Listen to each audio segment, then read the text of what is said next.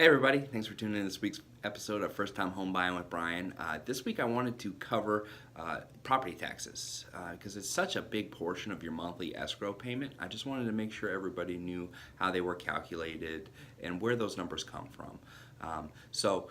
Because in the state of Texas, we actually have some of the highest property taxes in the country. So it is a really big number that goes into your monthly escrow. The way that the property taxes work in Texas is we actually pay them in arrears. So what that means is the property taxes for 2018, so the taxes for this year, we don't get the bill for that until the end of October, beginning of November of this year. So we've been escrowing your taxes into your account based on an estimate of what they're going to be. Typically they're pretty close to the same as they were the previous year. There are some exceptions and we'll get to that.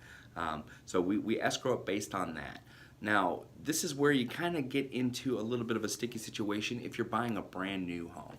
Because since they come out the year before for the taxes, so 2018 is not till November, so we escrow based on 2017's and kind of an estimate. So if 2017 you're buying a brand new house and the property tax assessor came out and they viewed the property and it's an open lot, obviously you're not going to have the same taxes once the house is built. So say the house gets built this year in March and the loan officer that you were working with does not escrow the estimated taxes with the house. They just escrow what the property value is. You're going to have a shortage in your escrow account.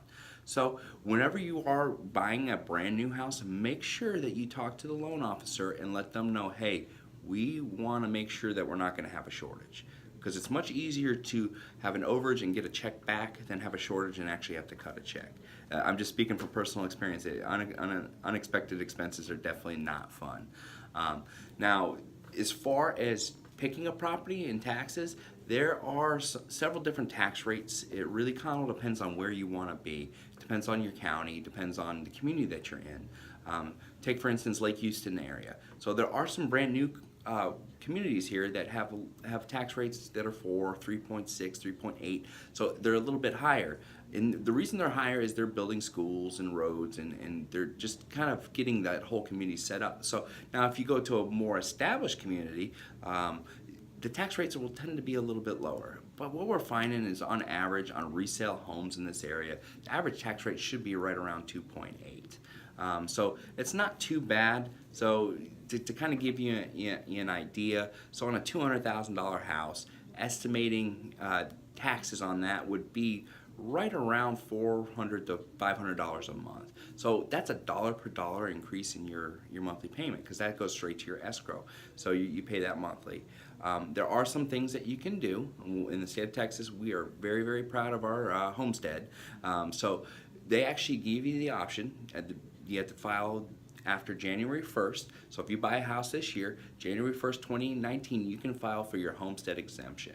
And what that does is that gives you $25,000 off the estimated value of the home, or the tax value of the home. So it actually decreases your taxes quite a bit. So I always make sure to fill that out. You'll get a copy of that at closing from the title company. And if you use me to help you with your home loan, every December I actually send out the form with instructions and remind you guys, hey, it's time to start thinking about filing your homestead.